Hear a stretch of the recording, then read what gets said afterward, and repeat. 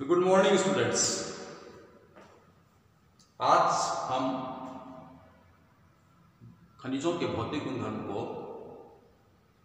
आगे बढ़ाएंगे। कल हमने खनिजों के कुछ भौतिक गुणधर्मों की व्याख्या की, जिनमें प्रमुख रूप से रंग यानी वर्ण, उसकी वर्णरेखा, खनिजों की चमक, खनिजों की कठोरता, इन पर हमने कल फोकस किया था।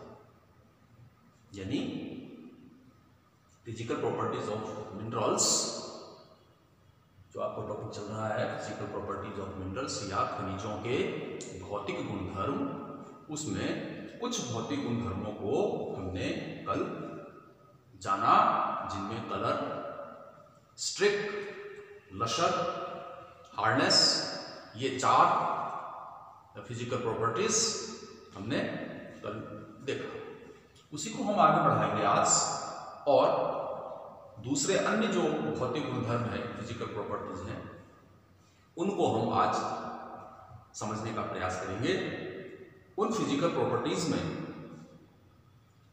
शामिल है आज fracture, cleavage, specific gravity, forms, magnetism, electricity और रेडियो एक्टिविटी। यानी आज जो हमारा भौतिक गुणधर्म है, उनमें एक है, उसका नाम है विभंग, फ्रैक्चर, क्लीवेज यानी विदलन, हिंदी में इसको विदलन कहेंगे। तीसरा है स्पेसिफिक ग्रेविटी, या हिंदी में इसको आप कहते हैं आपेक्षिक घनत्व। आपेक्षिक घनत्व।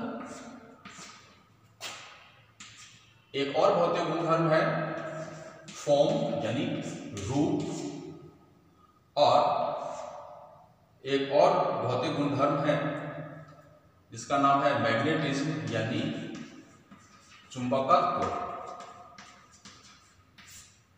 इलेक्ट्रिसिटी यानी विद्युतीय गुण, और रेडियो एक्टिविटी यानी रेडियो सक्रियता। रेडियो सक्रियता, ये भौतिक गुणधर्म है जिनको हम आज जानेंगे, समझेंगे। क्या क्या? फ्रैक्चर यानी विभंग, क्लीवेज यानी विदलन, स्पेसिफिक ग्रेविटी यानी आपेक्षिक घनत्व, फॉर्म्स यानी रूप, मैग्नेटिज्म यानी उसके चुंबकीय गुण, चुंबकत्व, इलेक्ट्रिसिटी यानी उसके विद्युतीय गुण, और रेडियो एक्टिविटी यानी रेडियो सक्रियता। इस तरफ हमने कल जो लास्ट हमने हार्डनेस फिजिकल प्रॉपर्टी पढ़ी थी, भौतिक गुणधर्म, उसमें एक मोज स्केल ऑफ हार्डनेस हमने देखा था। मोह का कठोरता मापदंड, मोज स्केल ऑफ हार्डनेस, वो ये मोज स्केल ऑफ हार्डनेस है। जैसे कि हमने जानने का प्रयास किया कि मोज नाम के वैज्ञानिक ने 1 से लेके और 10 खनिजों की एक सूची बनाई, तालिका बनाई, और उनको कठोरता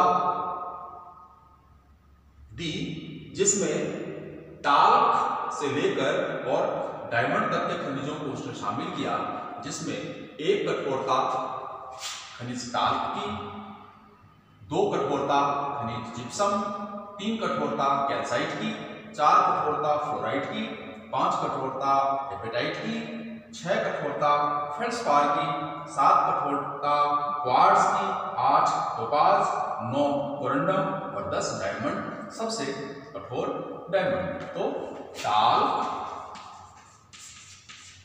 जिप्सम, कैल्साइट, फ्लोराइट,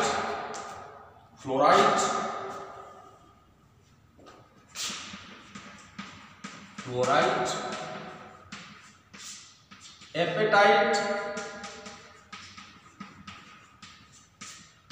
फेल्सपार, ये सब खनिज के नाम है। ये आपको ऐसे ही चाहे इंग्लिश में चाहे हिंदी में आपको करना पड़ेगा। क्वार्ट्ज, इसको स्फटिक भी कहते हैं हिंदी में, या आप क्वार्ट्ज भी कह सकते हैं।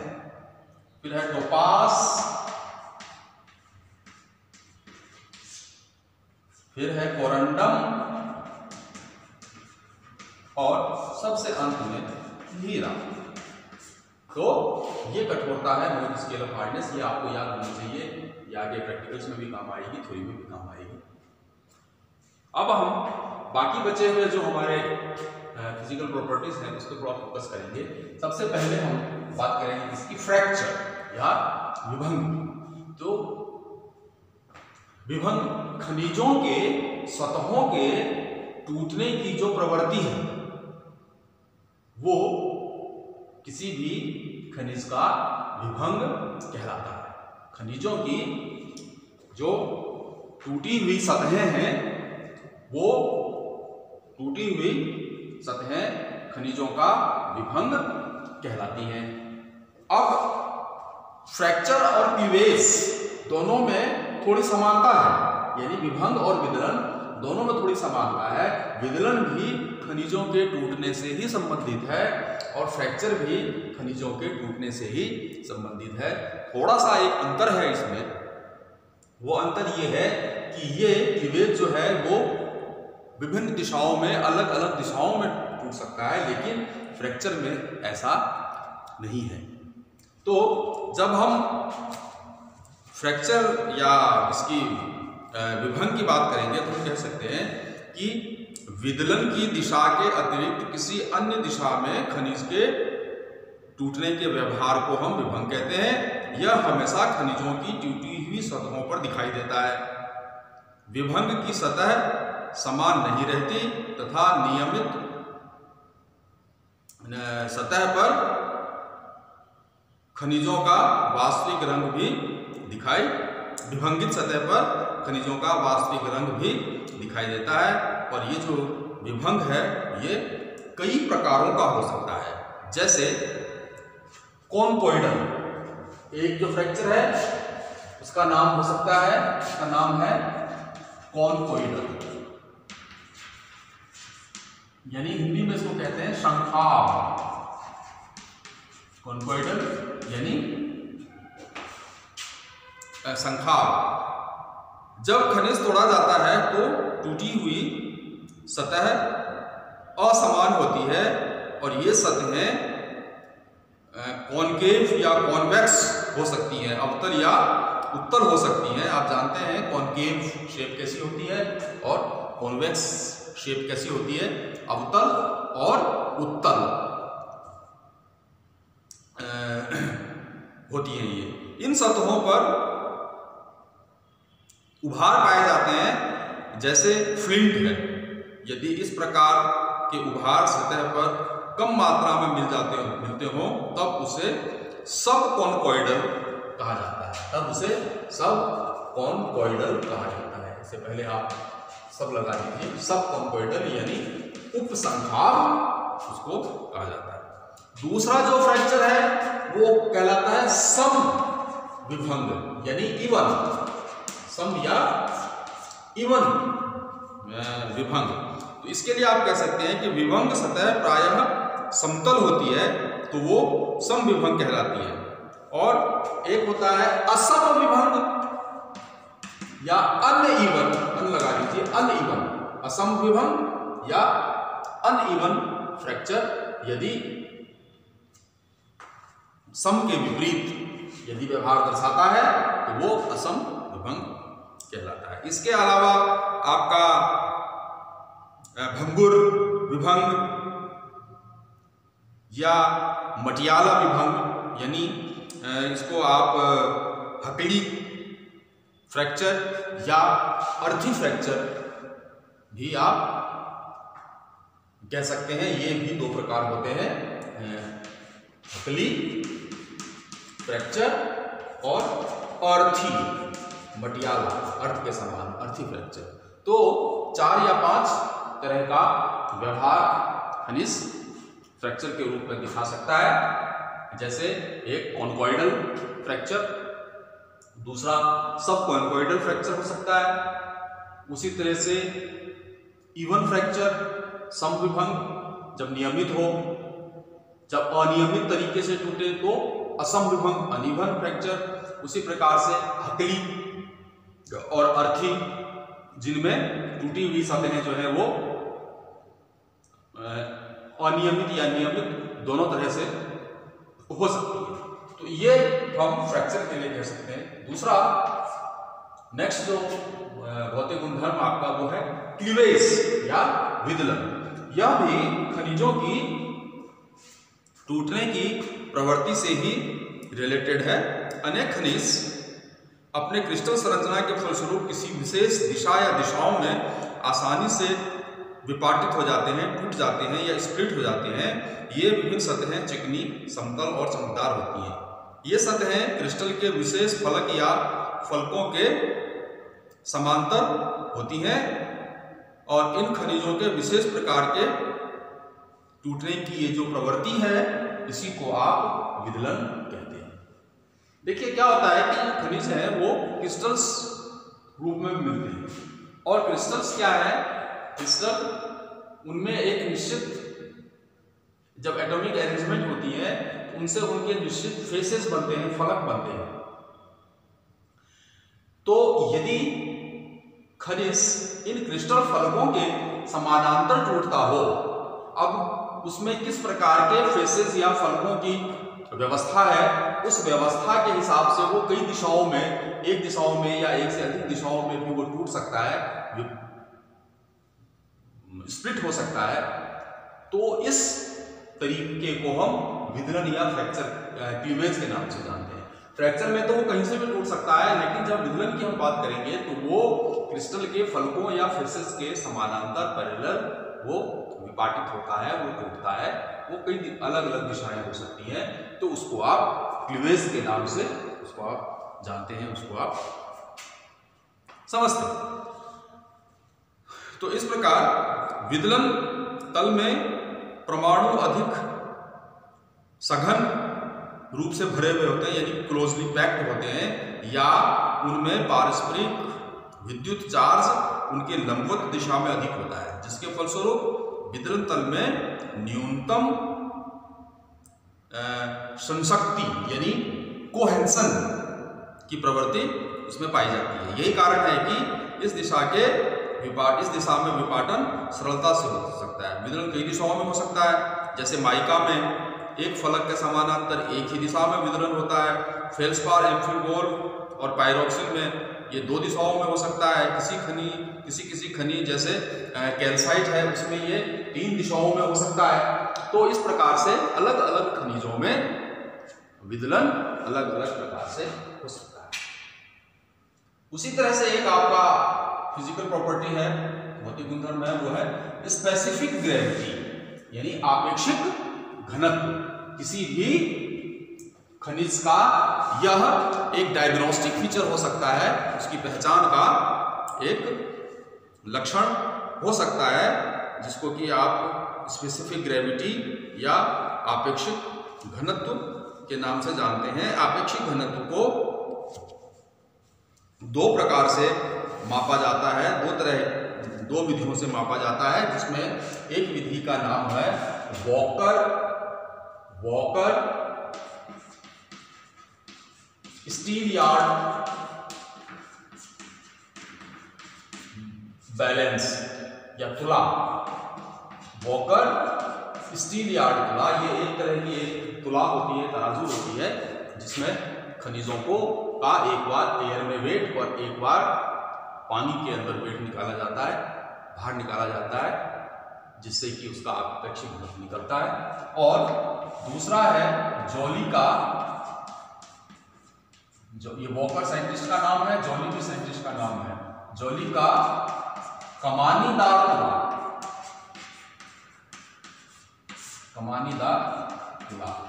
ये दो तरह के बैलेंस होते हैं, तुला है जिनसे कि खनिजों का आपेक्षिक घनत्व निकाला जाता है। एक वॉकर की स्टीलयार्ड बैलेंस, दूसरा जॉली का स्प्रिंग बैलेंस। दो तरह के से निकालते हैं। तो आपेक्षिक घनत्व क्या है कि किसी भी खनिज के टुकड़े के भार और उसके बराबर आयतन वाले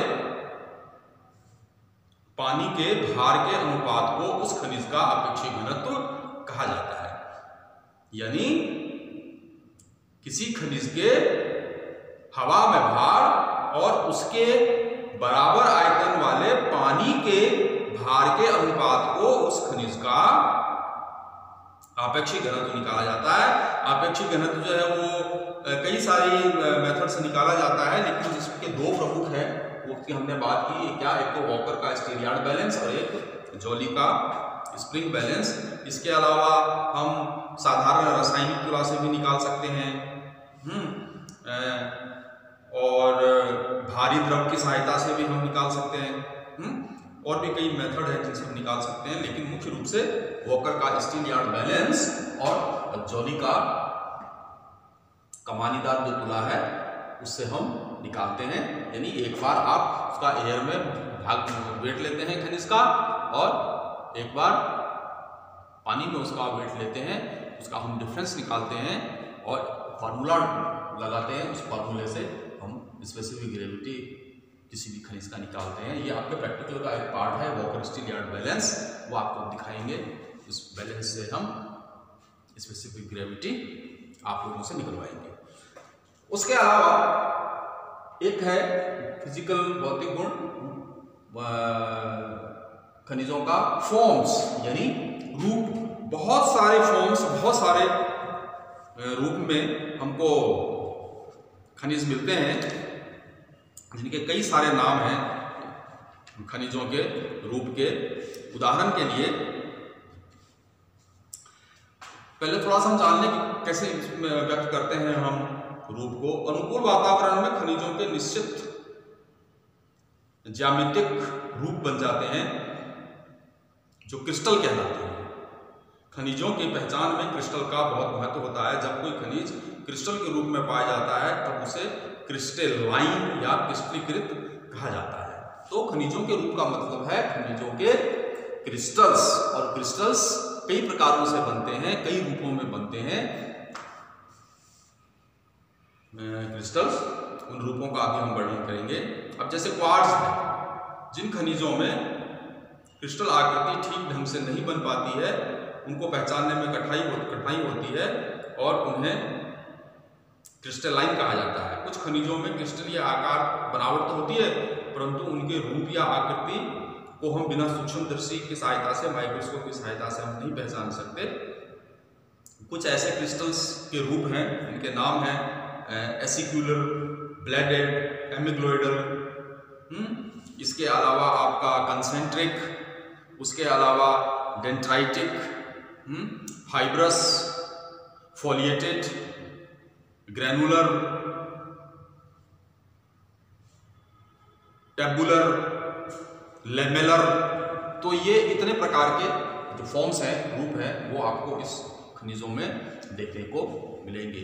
जैसे पत्रित है, पत्रित हो गया आपका, इसके अतिरिक्त आपका सपाट हो गया, इसके अतिरिक्त सूच्याकार या ब्लेडेड या गुच्छाकार या संग्रथित या रेशेदार।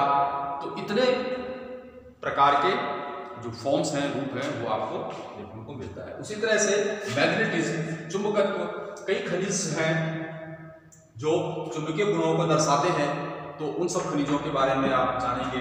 कुछ हैं जो विद्युत के वाहक होते हैं, कुछ खनिज, उन सब के बारे में जानेंगे। कुछ खनिज रेडियो सक्रियता के गुण दिखाते हैं, जैसे यूरेनियम हो गया, थोरियम हो गया, रेडियम हो गया। तो ये इतने सारे जो मिनरल्स हैं, खनिज हैं, वो अपने भौतिक गुणधर्मों के आधार पर पहचाने जाते हैं। तो करीब करीब आपका ये जो फिजिकल प्रॉपर्टीज ऑफ मिनरल्स है, ये हमने करीब करीब सभी भौतिक गुणों को, इनको हमने टच करने का प्रयास किया है। अब इस फिजिकल प्रॉपर्टीज ऑफ मिनरल्स के नोट्स जो हैं वो आपके इस व्हाट्सएप ग्रुप पे